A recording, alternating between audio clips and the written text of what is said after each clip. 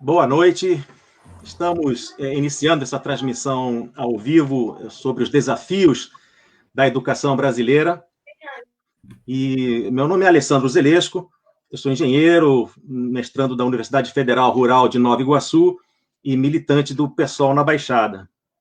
Eu vou estar na mediação do debate, substituindo a Simone Caixeiro, que é coordenadora do Movimento Ocupa Nova Iguaçu, mas ela teve um problema com saúde de um familiar que está hospitalizado, e ela me pediu, então, para substituí-la nessa mediação, né?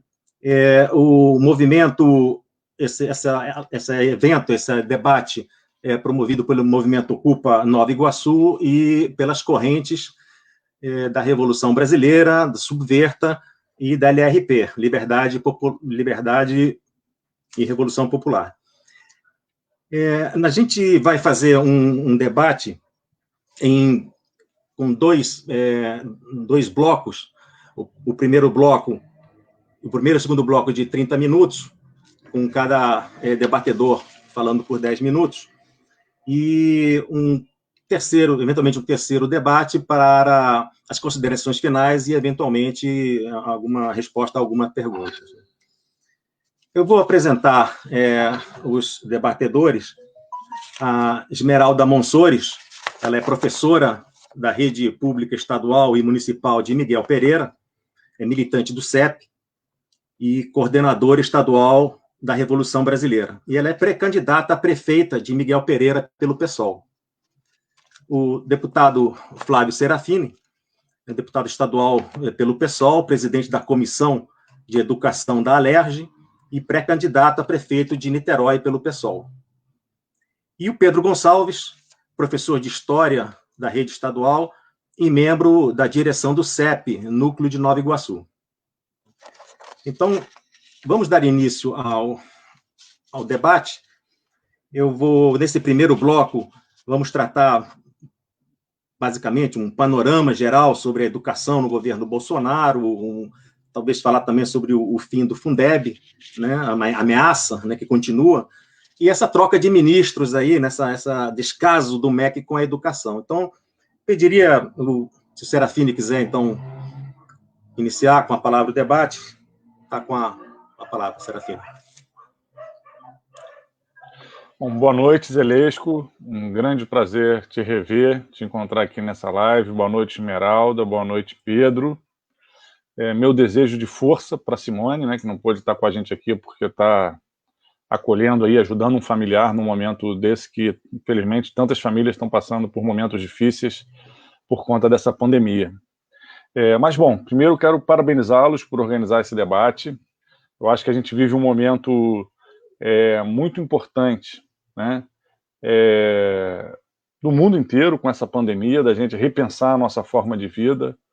A gente não tem dúvida de que essas crises que a gente tem vivido permanentes, inclusive no campo da saúde pública, com uma aceleração cada vez maior de novas pandemias, nunca, né, há 100 anos que não tínhamos uma pandemia da mesma proporção que essa, mas nos últimos anos tivemos várias pandemias, inclusive muitas delas vinculadas à maneira como a gente está tratando e cuidando dos animais, por exemplo, gripe suína, gripe aviária. Isso mostra que temos um modo de vida que está estabelecendo uma relação com nível de tensão com a natureza que tem nos trazido problemas demais. Então, a gente debater as diferentes dimensões da nossa existência, as diferentes dimensões da nossa forma de organização social é muito importante. E, sem dúvida nenhuma, na nossa sociedade, a educação cumpre um papel muito importante. E debater os desafios e os caminhos para a educação brasileira é uma tarefa importante, principalmente para todos nós que acreditamos numa sociedade onde as pessoas possam viver plenamente com direitos, sem exploração, sem desigualdades, e a gente não tem dúvida do papel estratégico que a educação tem a cumprir. A gente no Brasil tem um quadro histórico onde a educação nunca deixou de ser, de fato, um privilégio. Primeiro, em decorrência de um histórico onde a educação formal era privilégio de uma elite, não só no Brasil, mas em boa parte do mundo. Depois, A gente tem, desde o século XVIII, movimentos de universalização da educação, primeiro nos países da Europa, depois na América do Norte, etc. Esse movimento de universalização da educação, ele chega atrasado no Brasil e, quando chega mediado pelas características da nossa sociedade, que é uma sociedade muito marcada por uma ampla desigualdade social, com uma estrutura herdada de um longo período de escravidão, racista, patriarcal. Então, a gente vivenciou, mesmo no século XX, décadas onde o acesso à educação era literalmente privilégio de uma minoria. A gente vivenciou décadas, mesmo no século XX, onde a maior parte da população brasileira continuava analfabeta, continuava sem dominar a escrita e a leitura. Esse quadro só vai mudar nas últimas décadas do século XX, mas mesmo assim o processo de universalização do acesso à educação continua incompleto. Ele continua incompleto, em primeiro lugar, porque tem uma parcela da população que não consegue ficar tempo suficiente na escola para desenvolver um conjunto de conhecimentos, de possibilidades de percepção da realidade, que o façam, por exemplo, não poderem ser enquadrados como analfabetos funcionais. Hoje ainda mais de 15% da população brasileira pode ser enquadrada como uma parcela da população que sabe escrever um nome, sabe escrever ou ler poucas palavras, mas não consegue ler e interpretar um pequeno texto, né? Ou seja, são analfabetos funcionais. Além disso, a nossa educação foi cada vez mais produzindo dualidades, construindo uma escola para a família do trabalhador pobre e escolas para as elites e para as famílias dos trabalhadores com melhores condições financeiras. Isso se deu, né, muitas vezes dentro do seio da própria escola pública, né, oferecendo uma formação generalista, propedêutica, para os considerados quadros das elites, e uma formação voltada exclusivamente para a inserção profissional para os filhos da classe trabalhadora. E agora a gente tem uma grande dualidade na educação brasileira, que se dá especialmente na educação básica, onde a gente luta ainda para conseguir ter uma escola pública de qualidade, que enfrenta os problemas de subfinanciamento, que enfrenta os problemas da falta de recursos, né, em boa parte das regiões brasileiras, e, por outro lado, as famílias mais abastadas, especialmente nas regiões mais pobres, podem recorrer a escolas privadas que acabam funcionando como ilhas dentro das realidades de exclusão que marcam o nosso país e de desigualdades sociais. Então, a nossa política educacional continua sendo estruturada sobre uma dualidade que reflete a desigualdade da sociedade brasileira. E aí o debate sobre o financiamento da educação é um debate fundamental. Não existe política pública de qualidade se não tiver financiamento. Isso no Brasil é uma dificuldade, porque é um país que não consegue estabelecer impostos sobre grandes fortunas. É um país onde o trabalhador pobre paga proporcionalmente mais imposto do que o milionário, porque o trabalhador pobre é taxado o tempo inteiro no consumo, é taxado no seu próprio salário, e o milionário não paga imposto sobre grandes fortunas, né, não paga impostos progressivos, o que acaba fazendo com que esse trabalhador pobre seja mais penalizado, pague mais impostos do que o trabalhador rico, e esse trabalhador pobre acabe não tendo acesso a serviços públicos de qualidade. Então, a questão do financiamento da educação e das políticas públicas no Brasil, isso continua sendo um ponto central, né, da nossa discussão. E o Fundeb, que está sendo muito debatido na atualidade, foi mais uma política que é estratégica para se pensar a educação brasileira, que o governo Bolsonaro fez questão de não debater, de tentar ver se a Câmara não discutia, se a sociedade não discutia isso, mas se equivocou. A sociedade tem discutido isso. Existe uma mobilização dos setores vinculados à educação defendendo a importância do Fundeb e a importância de aprimorar e melhorar o Fundeb. Porque o Fundeb cumpriu um papel importante na educação brasileira, mas ainda limitado. Agora, com essa discussão que a gente está fazendo do Fundeb permanente, da ampliação da participação do governo federal no financiamento da educação, a gente avança. Assim como o Fundeb melhorou com relação ao Fundef, porque abarcou toda a educação básica, trouxe a educação infantil, trouxe o ensino médio, ou seja, o Fundeb foi um avanço com relação ao Fundef.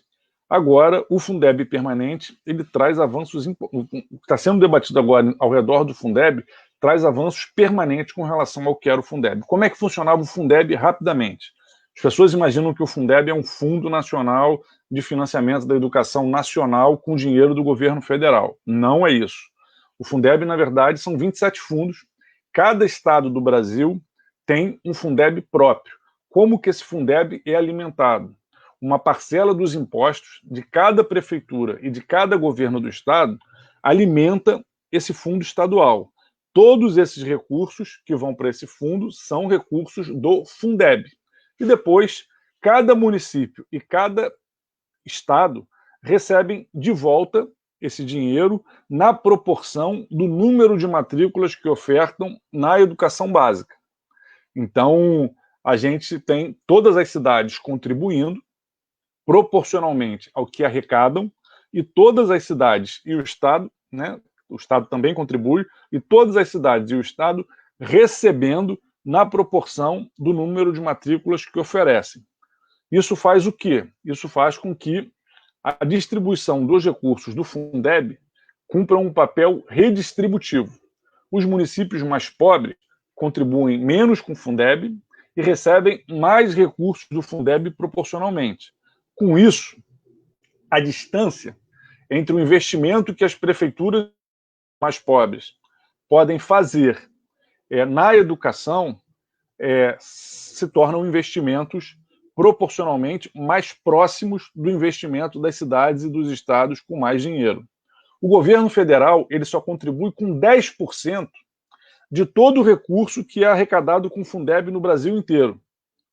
Esses 10% vão para os estados mais pobres e para as cidades mais pobres dentro desses estados mais pobres. Hoje, quem recebe Fundeb são basicamente os estados, a complementação nacional. São os estados do Nordeste e 2 estados do Norte. Eu concluo falando disso. Com a proposta do Fundeb permanente, a ideia é que haja uma complementação maior do governo federal. Atualmente, o governo federal só contribui com 10% do Fundeb. A ideia é que isso passe para 20%. A redação que passou está meio confusa, está aumentando para 18, com mais 5 para um programa de renda básica que estaria associado à educação. Ainda está meio confuso isso, precisa ser melhor definido. Mas, de qualquer forma, aumentando esse recurso vinculado ao Fundeb, isso vai permitir que municípios pobres de fora dos estados mais pobres possam também receber recursos dessa complementação federal.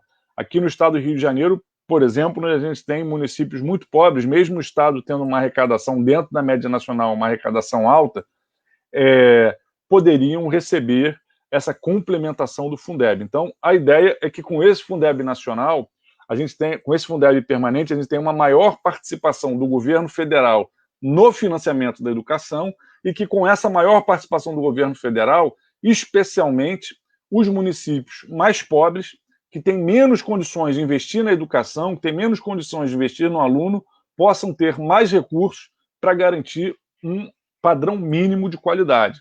Aí tem a ideia, inclusive, do CAC, que é essa referência de qualidade mínima que a gente tem que ter na educação, com salário do profissional, com infraestrutura, para oferecer uma educação de qualidade. Esse é um caminho fundamental para enfrentar essa realidade da desigualdade social brasileira. Eu acho que acabou meu tempo, né? Ok. Obrigado, deputado. Esmeralda, então, você quer algumas considerações?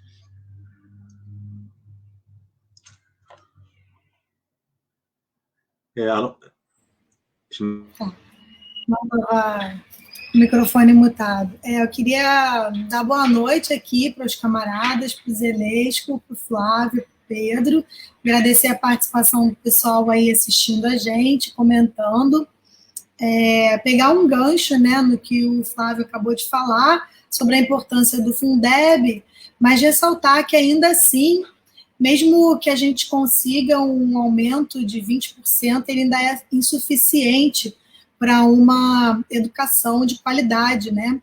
E a gente tem um governo que destina 40% de seu orçamento para juros da dívida, né? Então, assim, a gente percebe que a educação não é a prioridade, né? Não desse governo, nem de tantos outros governos que se passaram. Eu queria ressaltar uma outra característica, o Flávio falou bem sobre a desigualdade, né, do nosso sistema educacional, que é algo histórico, mas eu queria acrescentar também como que o setor educacional está submetido ao setor privado, né? Na verdade, aos interesses do setor privado e aos interesses do imperialismo. Isso não é apenas no governo Bolsonaro, embora a gente esteja vivenciando um período de destruição, né? Bastante acelerado das conquistas, dos direitos e do massacre sobre a vida do trabalhador, né? Causado pela crise econômica, intensificado pela pandemia e por esse governo desastroso que a gente está enfrentando. Mas a interferência do setor privado na educação é algo já bastante antigo, né? Nos governos que a gente teve anteriormente, tivemos o compromisso Todos pela Educação, com a participação do setor privado determinando as políticas públicas para a educação, desde o conteúdo a ser ministrado nas salas de aula, né, o tipo de investimento que seria feito e a capacitação dos professores. Então, além dessa inserção do setor privado, determinando o conteúdo, né, todas as políticas públicas voltadas para a educação, a gente também está submetido às orientações, na verdade, às diretrizes do Banco Mundial, né? Todas as metas que a gente tem que cumprir, né, a própria BNCC, que está sendo implementada, né, cumpre as diretrizes do Banco Mundial no sentido de utilizar provas externas para avaliar a educação, limitar o conteúdo ao básico, né, e vincular o aprendizado, o conteúdo ministrado a essas provas externas, inclusive a remuneração de professores, né, com um sistema de accountability, ou responsabilização, né, ou seja, os resultados da educação estão por conta do que o professor consegue fazer em sala de aula, né, e nesse cenário de pouco investimento que a gente tem. Nesse momento em que a gente está passando por uma pandemia e que a gente está vendo ser implementada de uma maneira muito acelerada a educação remota, em todos os âmbitos, né, da educação no Brasil, desde o fundamental até o ensino superior e a pós-graduação, e isso tendo como diretriz o Conselho Nacional de Educação, os conselhos estaduais e conselhos municipais, seguindo uma orientação também do Banco Mundial para a implementação dessa educação remota, fica bastante claro que o governo é um balcão de negócios da burguesia, né, porque implementa políticas que vão atingir toda a população, levando em consideração os interesses de instituições privadas, de grandes empresas de telecomunicação, e grandes empresas de educação e multinacionais que atuam dentro do Brasil. E aí, eu acho que essa questão, né, que é colocada aqui na live, como título, os desafios da educação do Brasil, né, passam por uma educação totalmente pública, gratuita e voltada para atender as necessidades do povo brasileiro. A questão da educação ela é essencial para a superação da dependência e da condição de subdesenvolvimento do Brasil. Sem um investimento amplo em educação pública, voltada para atender a necessidade da população brasileira, a gente não vai conseguir superar o subdesenvolvimento nem a dependência tecnológica, né? E a gente continua aí sobre os mandos e desmandos do imperialismo, né? Então, eu acho que a gente tem que ter muito em mente essa questão, né? Que os desafios sobre a educação, para a educação, passam por um aumento de recursos destinados à educação, mas também uma superação dessa condição de subdesenvolvimento e de dependência tecnológica do estrangeiro. Eu acho que eu encerrei aqui já esse primeiro bloco. Ok, obrigado, Esmeralda. Passaria então a palavra para o Pedro, para abordar então esse. Antes de mais nada, é muito gratificante, não é, participar de um debate como esse, com figuras tão importantes dentro do movimento docente. Assim, nós vivemos um período da história brasileira singular, na medida em que o governo Bolsonaro, com sua política antinacional, ele vem tentando implementar uma política de esvaziamento da educação. Não à toa ele colocou o Traub como ministro da Educação, e foi aquilo tudo que nós vimos. Agora ele também trocou novamente o ministro, então ele vem trocando sucessivamente de ministro, porque ele não tem uma política coerente para a educação.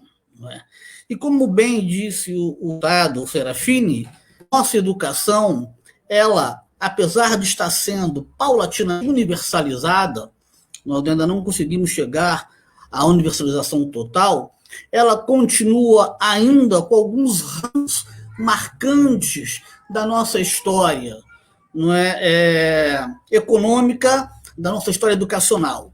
Ela ainda é uma educação voltada para o mercado de trabalho, ela ainda é uma educação, no meu ver, elite, na medida em que ela, pela formação da mão de obra, e a formação do cidadão.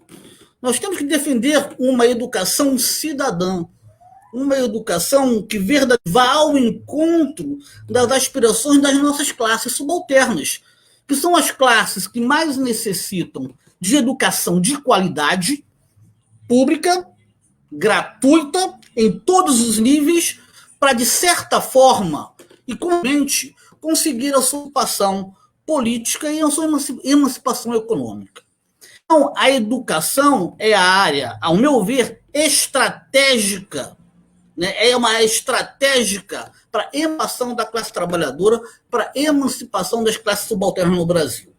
E o Bolsonaro e a elite sabem disso. Por isso, essa ação, eu diria que não é nem uma ação, é uma anti-ação em relação ao Ministério da Educação, enfim, e toda a política educacional do país. Houve um avanço, sim, no Fundeb, sem sombra de dúvida, foi uma vitória, e a Caixa, final, eu comentava com os amigos, inclusive ontem, na medida em que o novo personalité, ele destacava, mas eu dizia, serão derrotados de forma acachapante, e não deu outra. Porque a burguesia sabe que ela tem limite. Ela tem um limite. Ela ainda não consegue extrapolar esse limite. E esse limite é a percepção de que, para o conjunto da população brasileira, a educação é, como eu disse anteriormente, estratégica. Ela é importante. Então, houve um avanço tremendo na aprovação do Fundeb, mas toda essa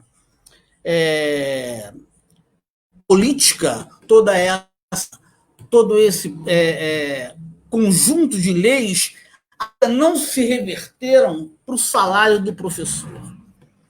O Fundeb aumentou, vai aumentar significativamente a sua quantidade de dinheiro aplicado na educação, mas isso tem que se reverter para o salário do docente, para o salário dos profissionais da educação.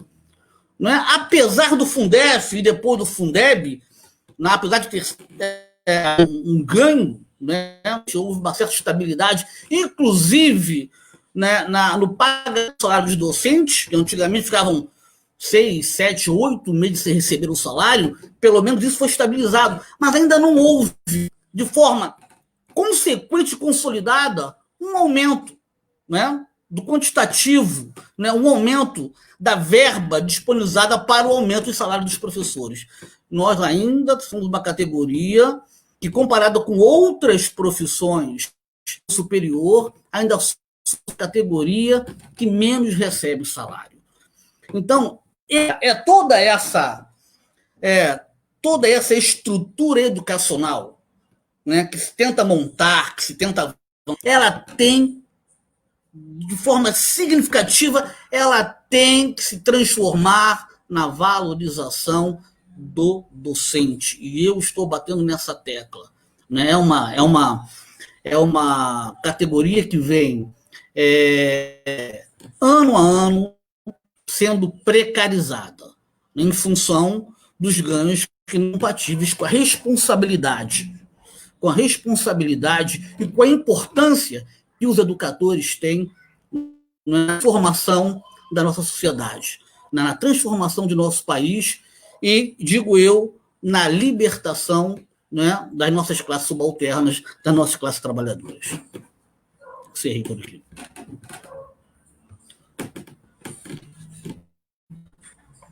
Ok, obrigado, Pedro. Acho que a gente agora poderia passar para o segundo bloco, né? Talvez envolvendo outros temas, né? Questão do ensino remoto, né? Que com essa pandemia aí voltou com força total à baila aí. Da mesma forma como a precarização do trabalho docente, essa questão do retorno às aulas, quando é que vai ocorrer, né? E também é importante a greve pela vida, né, que está sendo pautada aí pela educação. Então, eu daria, então, a palavra ao Flávio Serafini para que faça seus comentários.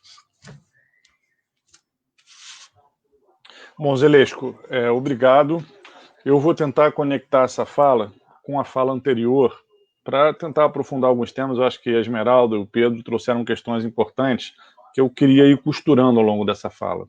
A educação brasileira, nos últimos anos, especialmente, né, do golpe parlamentar de 2016 para cá, tem visto uma pressão ainda maior de diretrizes dos organismos econômicos internacionais no que diz respeito a um processo de privatização da educação. A gente já assistia a isso nos anos anteriores, não à toa que a gente viu nos últimos 20 anos no Brasil uma expansão exponencial da educação privada, especialmente no ensino superior, com a entrada de grandes grupos econômicos. Não se trata mais de redes de escola, se trata de grandes grupos econômicos com ações em Bolsa de Valores, com ações em Bolsa de Valores de Nova York, em bolsas internacionais, que passaram a ganhar cada vez mais espaço no campo da oferta educacional brasileira e da definição das próprias diretrizes da educação brasileira.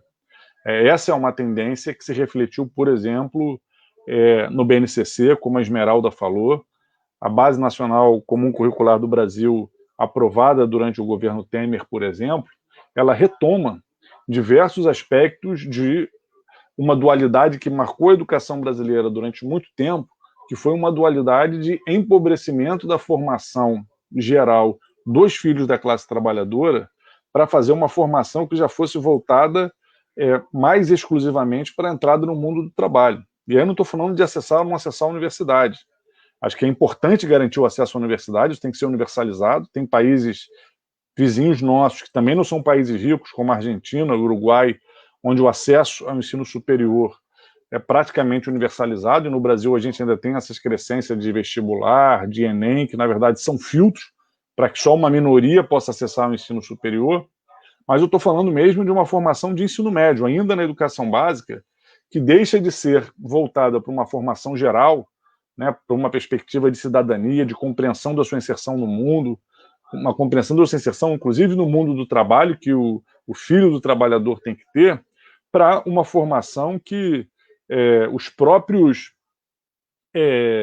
liberais têm chamado de formar, né, têm chamado de novo a formação escolar de instrução, no sentido de instruir para o mundo do trabalho.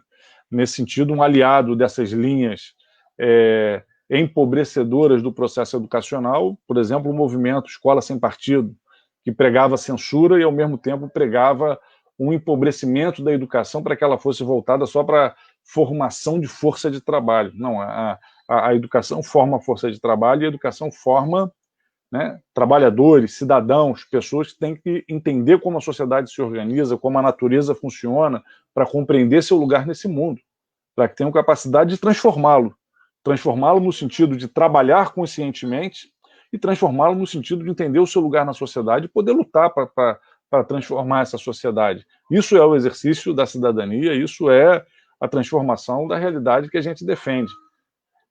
Então, a BNCC ela já traz essa visão, né, muito influenciada pelas orientações do Banco Mundial, pelas orientações desses organismos internacionais e cada vez mais implementadas por essas organizações financeiras que atuam no campo educacional, no sentido de tentar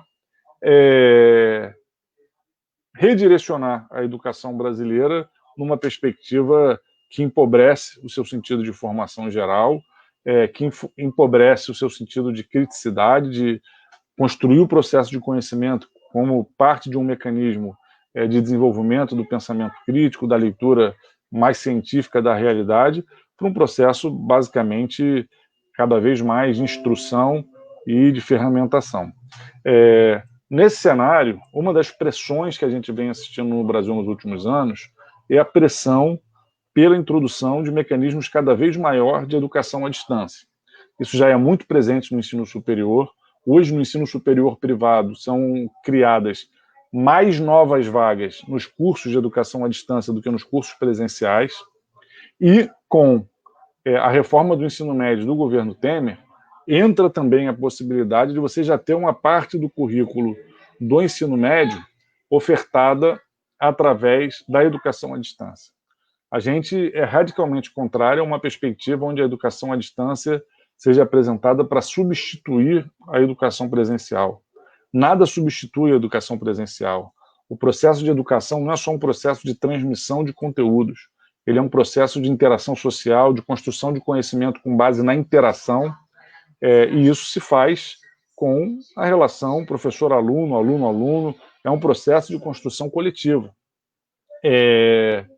O que a gente está assistindo, né, é uma pressão por essa substituição, e que é isso, o seu principal reflexo já é no ensino superior, embora desde a reforma do ensino médio do governo Temer, essa pressão também esteja crescentemente chegando à educação básica. E aí, quando começa a pandemia, a gente se depara com uma situação. Quem está podendo trabalhar de casa, está trabalhando de casa. O distanciamento social é a melhor forma de evitar a proliferação da pandemia, e aí começa um debate sobre introduzir a educação à distância como mecanismo substitutivo da educação presencial. A gente é radicalmente contra essa ideia de que é possível introduzir uma tecnologia como substitutiva da relação professor-aluno. Isso, né, especialmente na educação básica, nós somos absolutamente contrários a essa perspectiva. Além disso, né, a gente tem uma preocupação muito grande de que, quando você pensa essa necessidade de manter vínculos do estudante com a escola e de pensar esse processo de ensino-aprendizagem sem as aulas presenciais, você não pode deixar de considerar a imensa desigualdade que marca a sociedade brasileira e que se reflete especialmente na escola pública. Se a gente tem na sociedade brasileira um acesso a computador e à internet ainda não universalizado, isso é maior ainda na escola pública, onde estão ali os filhos mais pobres da classe trabalhadora. Estão os não tão pobres, né? Estão amplos setores sociais, inclusive setores abastados da sociedade, mas os pobres estão necessariamente na escola pública, porque os pobres não podem pagar para estar na escola particular. Então, a escola pública tem que ter capacidade de assimilar o conjunto da população, especialmente os setores mais vulneráveis. E com a introdução da educação remota, por exemplo, como se fez no estado do Rio de Janeiro, com uma plataforma digital através de uma dessas grandes corporações internacionais que atuam na internet, você, na verdade, está colocando para fora da escola, está excluindo do processo de ensino-aprendizagem centenas de milhares de estudantes. No Brasil inteiro, são milhões de estudantes. Mais de 40%, mais de 50% dos estudantes das escolas públicas brasileiras não têm acesso regular à internet e a computador. Então, é inadmissível que as redes de educação estejam fazendo como está fazendo a rede estadual do Rio de Janeiro, de ter como eixo central de educação nesse processo da pandemia o eixo da educação remota através de computador e internet, através das aulas online. Isso é absurdo. E isso ainda impõe ao professor uma dinâmica de trabalho que é uma dinâmica de trabalho como se ele estivesse optado por trabalhar de casa, e não como se ele estivesse no meio de uma pandemia, com os filhos também sem frequentar a escola, com pessoas em grupos de risco, pessoas com problemas de saúde, como se isso tudo não estivesse impactando a vida das pessoas, se busca impor um regime de trabalho que é um regime de trabalho absolutamente impossível de ser desenvolvido pela maior parte da classe trabalhadora brasileira, especialmente dos profissionais de educação. Então, a gente é muito crítico, está tentando, né, enfrentar, tem mostrado o tempo todo as limitações e as grandes exclusões que estão sendo consequência dessa escolha pela introdução dessas aulas online. A gente entende que tem aí uma pressão muito grande desses grupos econômicos que querem a introdução da EAD no Brasil como um mecanismo estruturante da educação, e a gente está tentando ajudar a construir as linhas de resistência. Não dá para aceitar que haja esse processo. E, por fim, eu quero concluir, desculpa se eu passar um pouco mais do tempo, mas eu não vou poder, talvez, participar do último bloco, onde vai ter interação maior com o público. Eu quero destacar a necessidade desse debate da volta. Em primeiro lugar, nenhuma rede tem que voltar sem que a pandemia esteja absolutamente sob controle. Fazer o que o prefeito Marcelo Crivella está querendo fazer agora, de marcar uma data de volta quando os números da epidemia estão absolutamente ainda descontrolados, é uma postura absolutamente irresponsável e inaceitável. Os trabalhadores não têm que se submeter a trabalhar colocando as suas vidas em risco. Então, em primeiro lugar, a situação tem que estar absolutamente sob controle para se discutir a possibilidade de volta. E quando se fizer essa discussão, tem que se pensar todos os protocolos de segurança.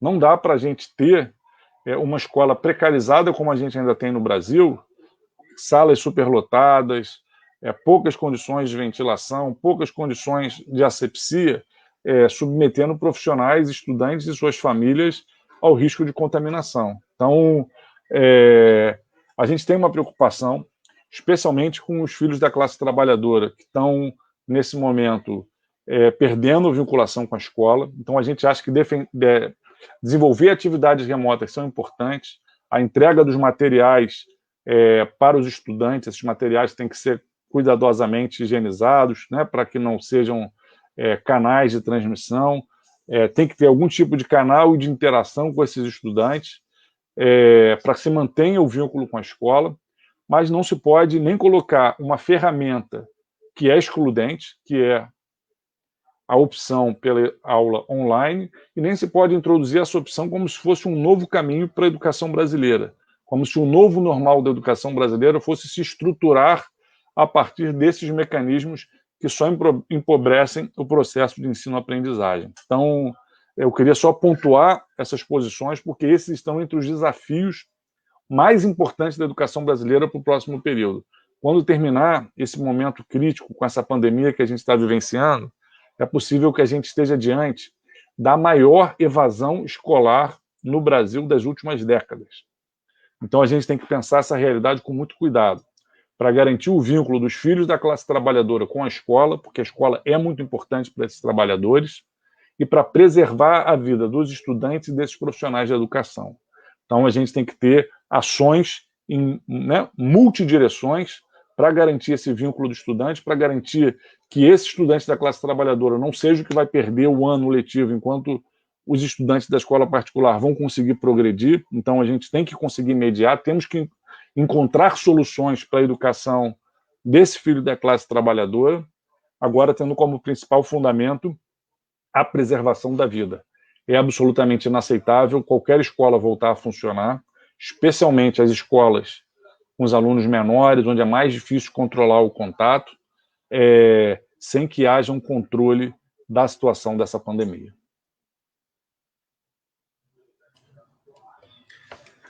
Ok, obrigado, Flávio. Você mencionou que talvez tenha que se retirar. Pode continuar mais com a gente, então? Tá ok. Isso, eu vou ter que me retirar, mas vou assistir ainda a próxima fala, aí eu dou só um tchauzinho quando acabar a próxima fala. Tá, então nós estamos recebendo algumas perguntas e eu gostaria de compartilhar uma em especial, até para você eventualmente responder, e depois nós continuamos com o debate e com as perguntas também. Seria essa da Clícian, né? Que eu vi na reportagem hoje pela manhã que as instituições educacionais sem fins lucrativos passam a receber o dinheiro do novo Fundeb. Procede essa informação?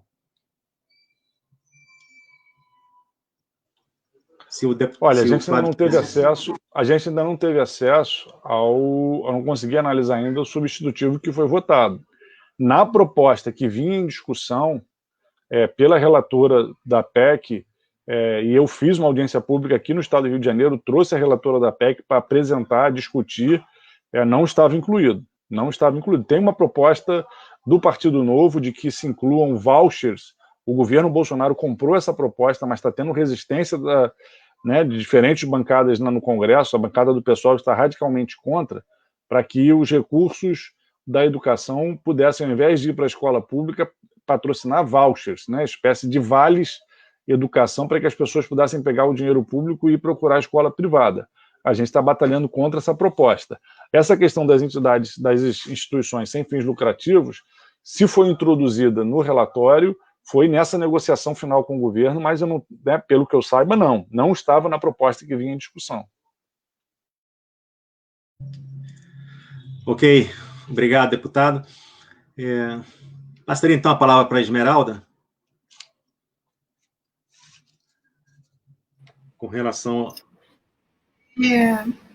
Eu queria fazer um acréscimo aqui sobre algumas coisas que o Flávio colocou muito importantes sobre a nossa situação de trabalho, Aliás, até agradecer pela atuação aí na Alerj, sou professora do Estado também, e essas condições de trabalho, que foram modificadas de uma maneira muito abrupta durante a pandemia, com a Seduc fazendo a gente engolir uma plataforma digital, remota, que a gente não sabe nem como que foi feita a aquisição, que é a Google for Education, porque eles não deram satisfação até agora sobre isso, embora o Ministério Público tenha questionado, em um processo.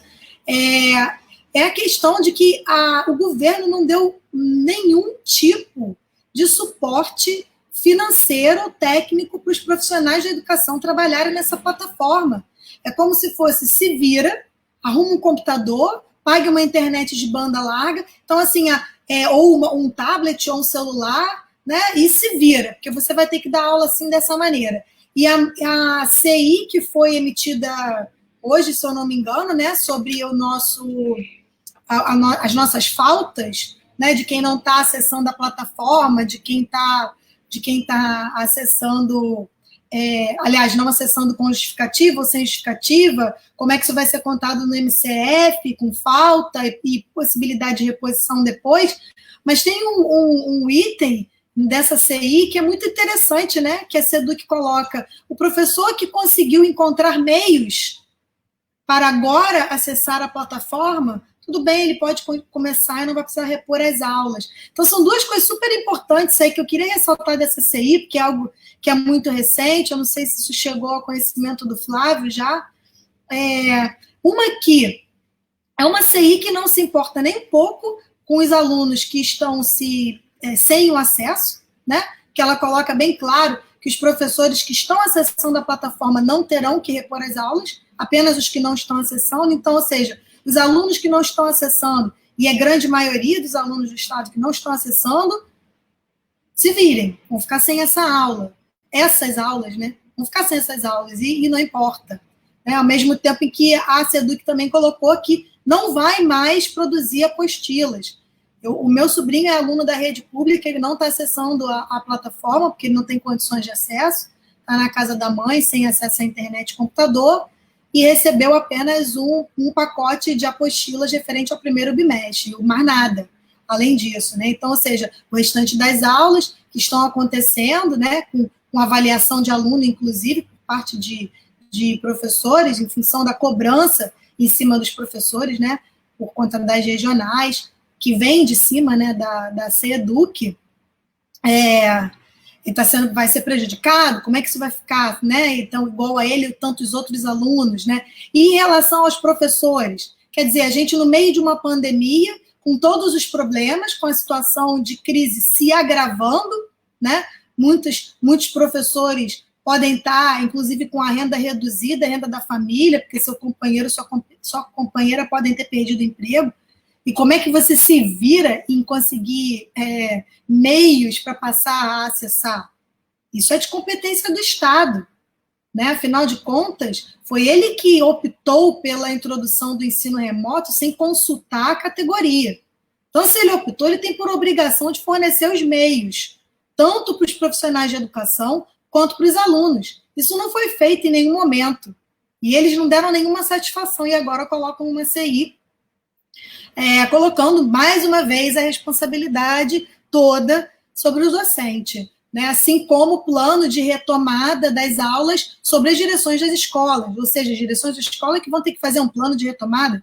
Isso é muito absurdo, porque a gente não tem pessoas capacitadas, né, em saúde pública para fazer um plano de retomada para as escolas, nem temos condições, né, porque a gente tem o serviço de limpeza das escolas terceirizado, serviço de portaria extinto, né, que a gente tinha também com empresas terceirizadas, agora nem mais isso, e o refeitório, né, a merenda também terceirizada, ou seja, são várias empresas dentro de uma única unidade escolar a organizar um plano de retomada. Isso é incabível, né? E assim, eu acho que a gente tem que pautar a greve pela vida, caso o governo do estado queira retomar as aulas, né?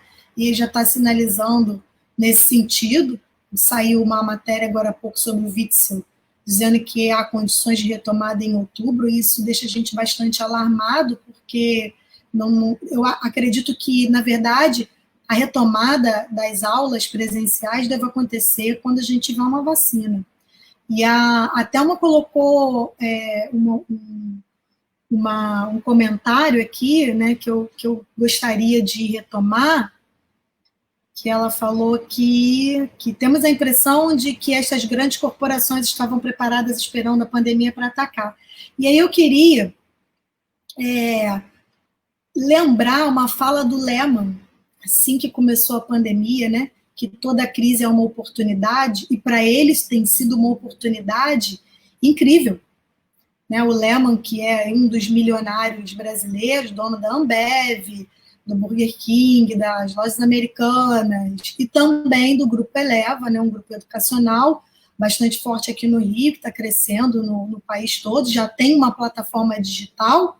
Então, a pandemia, na verdade, ela está sendo, Thelma, um momento de experimentação para essas empresas de TI, né, muitas multinacionais, né, de TI, e para os tubarões da educação implementarem essa plataforma remota de ensino, que já era um projeto, né, já existem leis tramitando no Congresso, como o Flávio colocou, já era uma intenção, né, já tem planejamento e já tem algumas ações implementadas nesse sentido, principalmente no ensino superior, mas com a pandemia isso foi possível estender para o ensino básico, né, de uma maneira geral. Então, a gente está servindo aí, na verdade, como um laboratório para empresas privadas e empresas multinacionais também.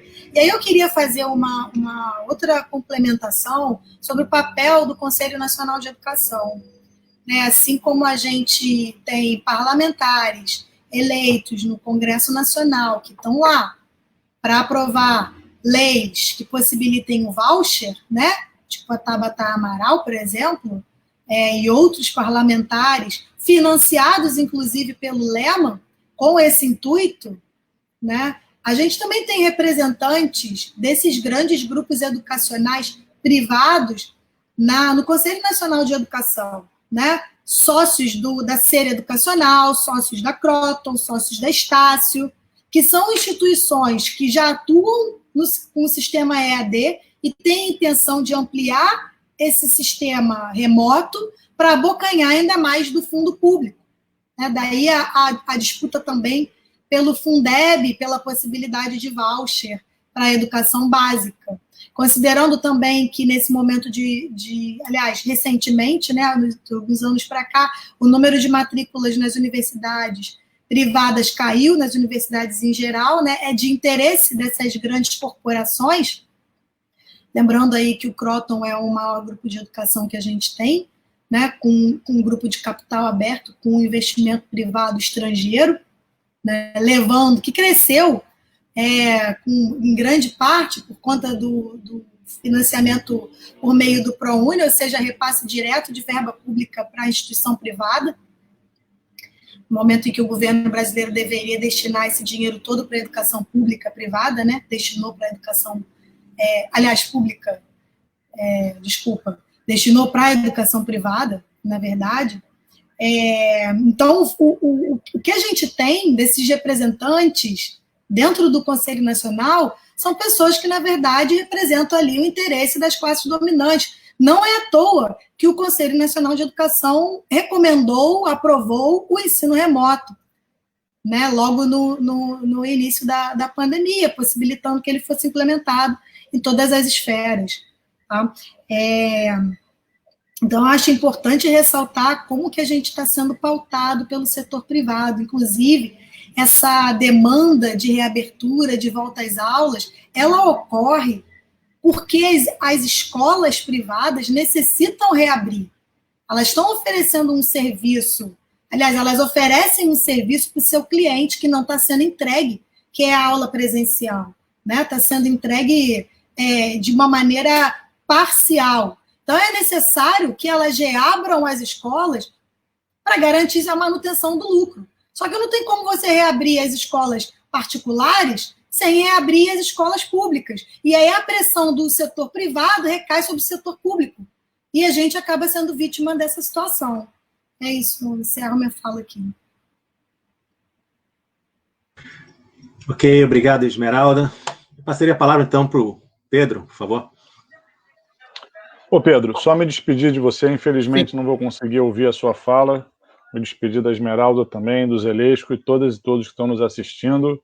Obrigado aí pelo convite, pelo debate. Um prazer estar aqui com vocês, tá bom? Força na luta pela educação pública no Brasil e na luta, né, da classe trabalhadora brasileira. Tchau, tchau. Um abraço.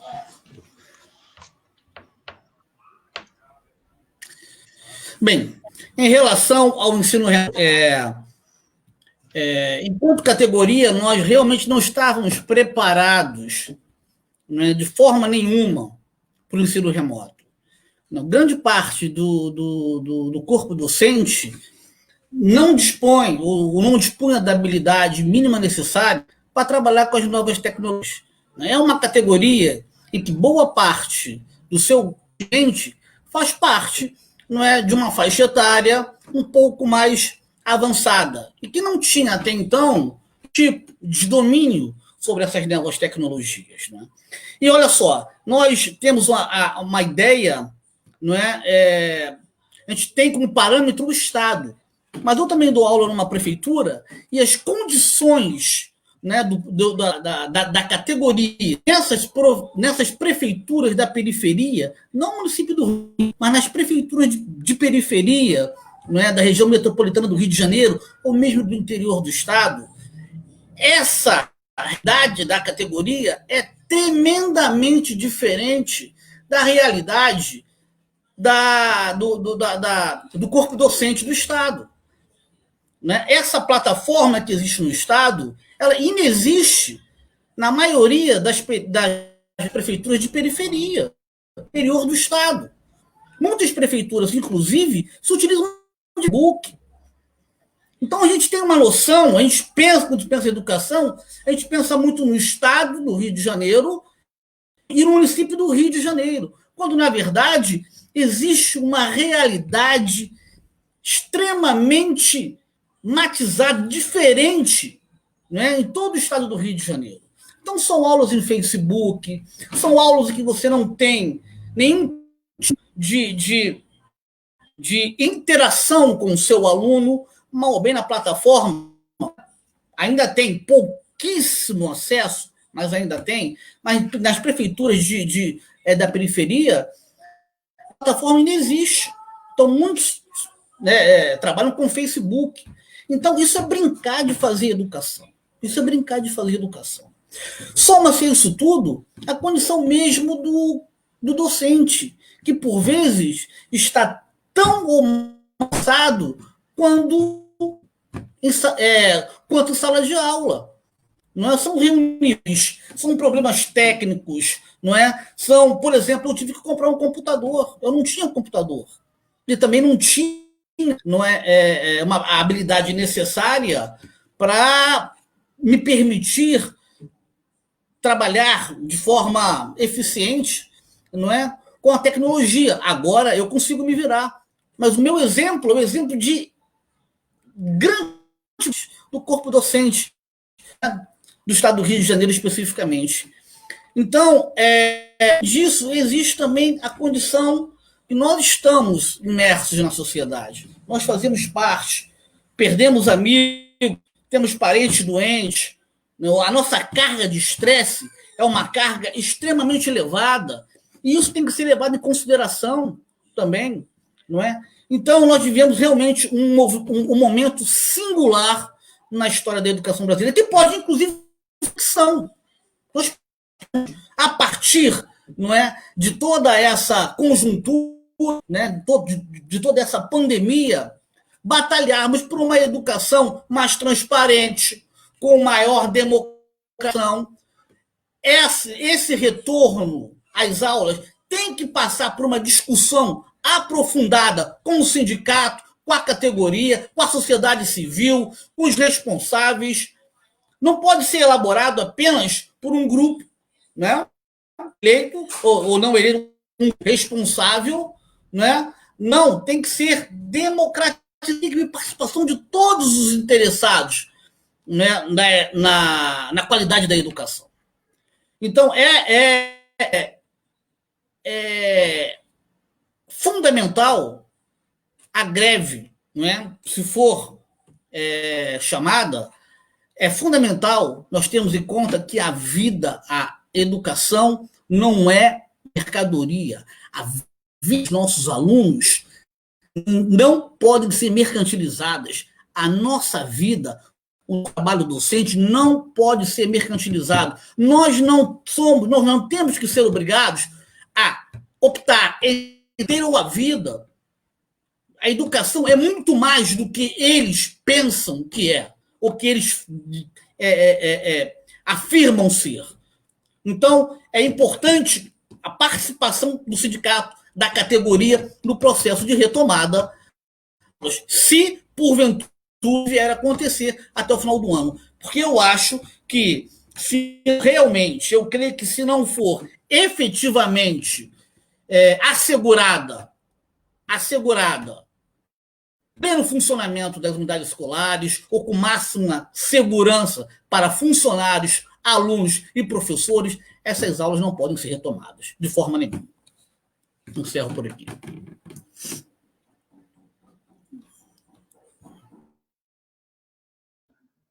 Obrigado, Pedro.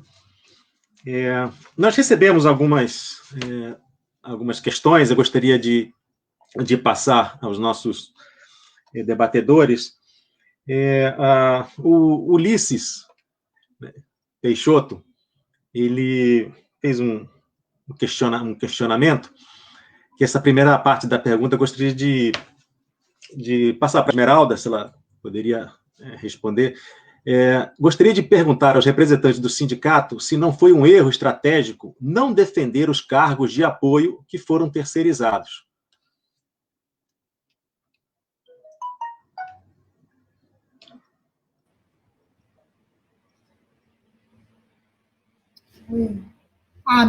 Não vi se meu microfone estava aberto ou não.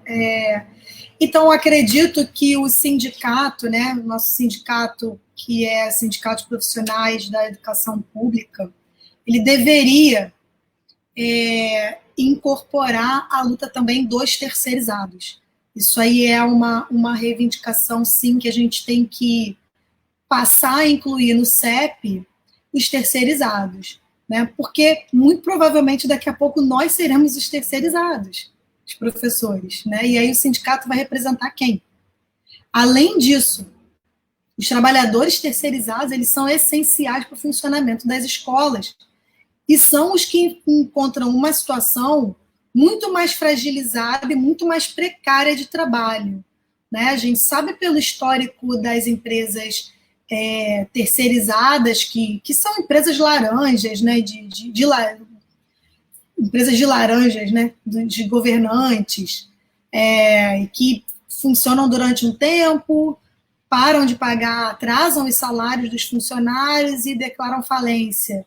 E não chegam nem a dar baixa na carteira dos trabalhadores. Isso é algo que é bastante recorrente no Estado, nas escolas públicas do Estado do Rio de Janeiro. A gente presencia isso constantemente, né? Se a gente para conversar com os trabalhadores de limpeza, o pessoal da merenda ou da portaria, que nem tem mais, né? Foi abolido a função do porteiro, ou seja, uma economia ainda maior que o Estado faz, né? Obrigando os funcionários da escola a acumularem função. Então, essa pergunta, Ulisses, é bastante pertinente e eu acho que isso tem que ser, não é um erro estratégico, mas é uma reivindicação que o CEP passe a ser uma entidade representativa de todos os profissionais da educação, sejam eles estatutários ou terceirizados. Eu acho que isso é algo urgente, realmente.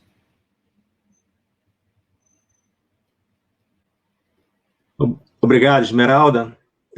Temos outra questão, agora do Ricardo de Souza, e ele pergunta o seguinte: as desigualdades educacionais já vinham aumentando antes da pandemia e vão aumentar muito na pós-pandemia. Como diminuir esse aumento da desigualdade educacional e organizar a luta das comunidades escolares na pressão sobre os governos? Se o Pedro, então, pudesse responder.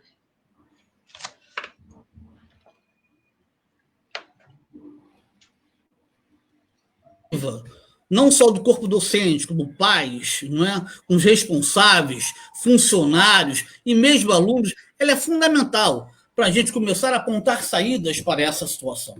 Então, passa pela democratização das decisões, não é? Da vida efetiva da unidade, sem sombra de dúvida. Com relação a isso, não tem mínima dúvida.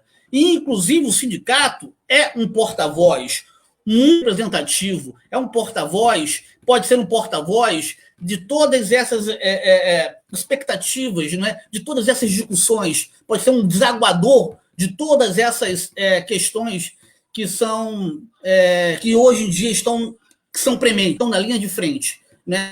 Trabalhar, ou como resolver, ou como apontar saídas em pandemia. Então, eu acho que a democratização, a organização, né?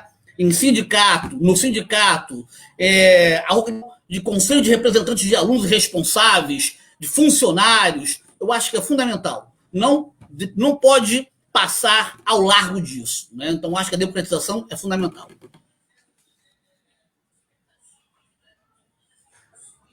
Obrigado, Pedro. Nós já estamos com mais de uma hora de transmissão.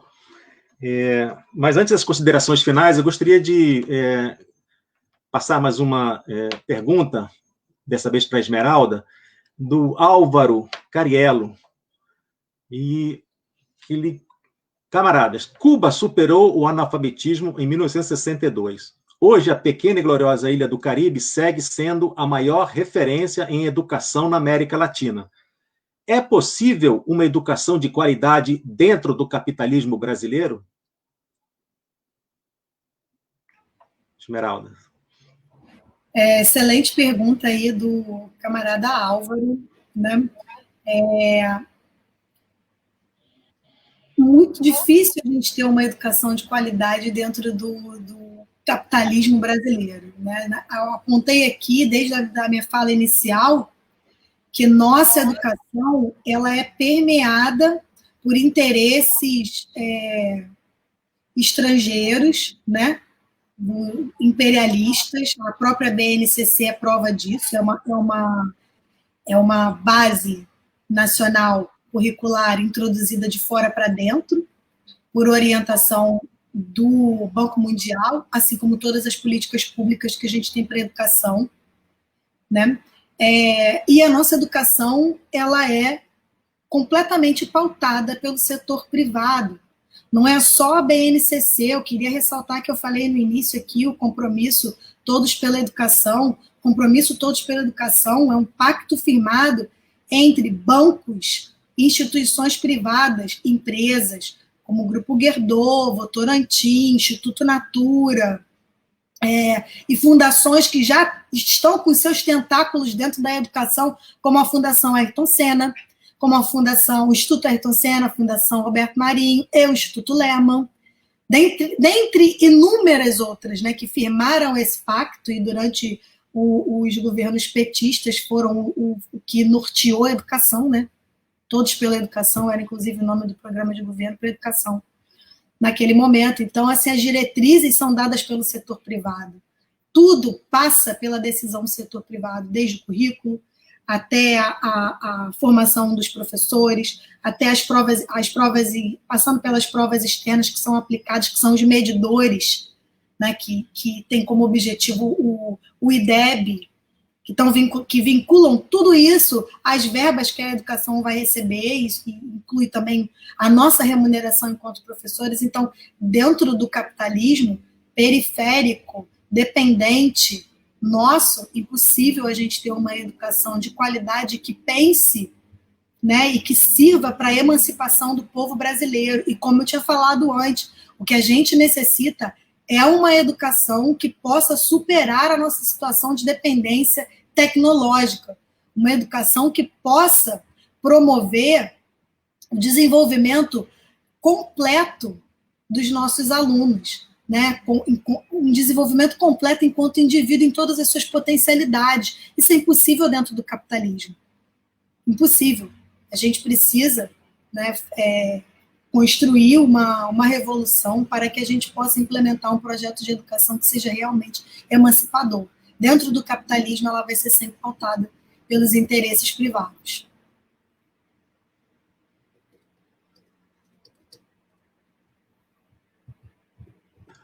Obrigado, Esmeralda.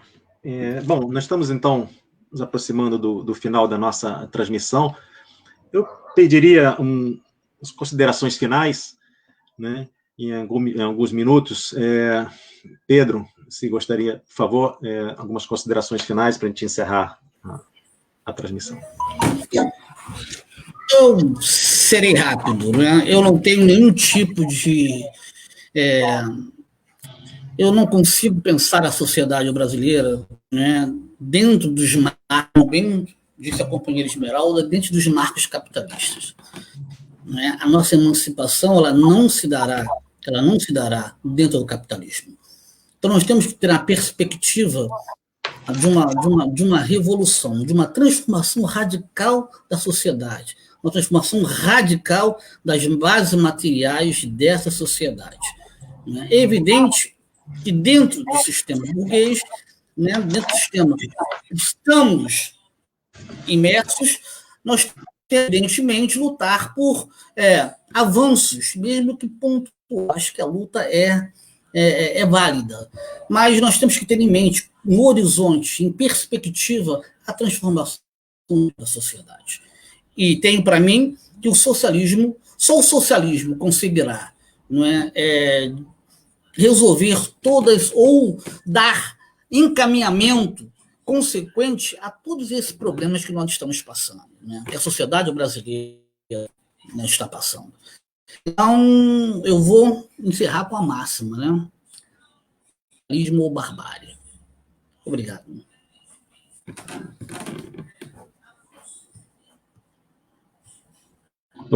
Obrigado, Pedro.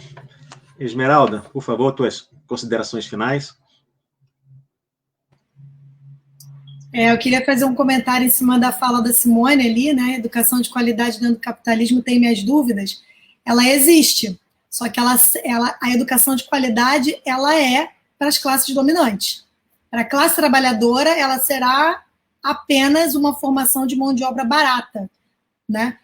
Oferecendo o básico, o mínimo para esse trabalhador, como o Flávio falou na fala dele anterior, né? Ser inserido no mercado de trabalho. Concordo com o Pedro, a gente precisa de uma ruptura, né? De uma ruptura do sistema, de uma ruptura estrutural. Só assim nós, classe trabalhadora, conseguiremos uma vida digna, de qualidade, e desenvolver nossas potencialidades enquanto ser humano, sem estar atrelado à necessidade de ganhos, de lucros, né? E servindo como mão de obra a ser explorada, no nosso caso aqui, no capitalismo periférico, né? A ser super explorada. E aí eu queria retomar uma coisa, porque eu falei em revolução na última fala, e quando a gente fala em revolução, as pessoas pensam logo em armar a população, e guerra e tudo mais, né? E eu acho que essa questão que o Pedro colocou, né, sobre o socialismo é a única solução, ela passa pela maior participação dos trabalhadores na vida política. Isso significa se organizar em sindicato. Mesmo que, esse sindicato é pelego, então eu tenho que entrar nesse sindicato para colocá-lo na direção correta, sabe? Não é me isentar da responsabilidade, porque, o sindicato é pelego, não faz nada, então não vou participar. Aí eu deixo a decisão, terceiriza a decisão, né? Então seria participar, se organizar em sindicatos, se organizar em partidos políticos, se organizar em associações de bairro, e participar ativamente das decisões políticas. Porque a mudança só vai acontecer quando o povo começar a participar ativamente. O povo, eu digo os trabalhadores. Quando os trabalhadores começarem a participar ativamente da vida política, né, passar a pressionar e tomar as decisões, aí a gente consegue ter um horizonte revolucionário.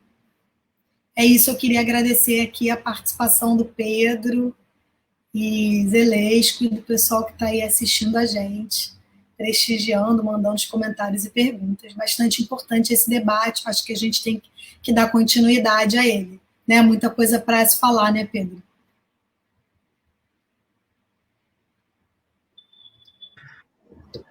Perfeito. Muito obrigado, Esmeralda. Nós vamos, então, encerrar essa transmissão. Né? Gostaria de agradecer mais uma vez ao deputado Flávio Serafini, né? A você, professora Esmeralda Monsores, e ao professor Pedro Gonçalves. Esse evento, esse debate foi promovido e realizado, né, por 3 correntes do PSOL, né, a LRP, né, o Subverta e a RB, Revolução Brasileira, e esperamos produzir outros eventos no futuro. Muito obrigado a todos que nos assistiram. Estamos, então, encerrando o debate nesse momento. Boa noite.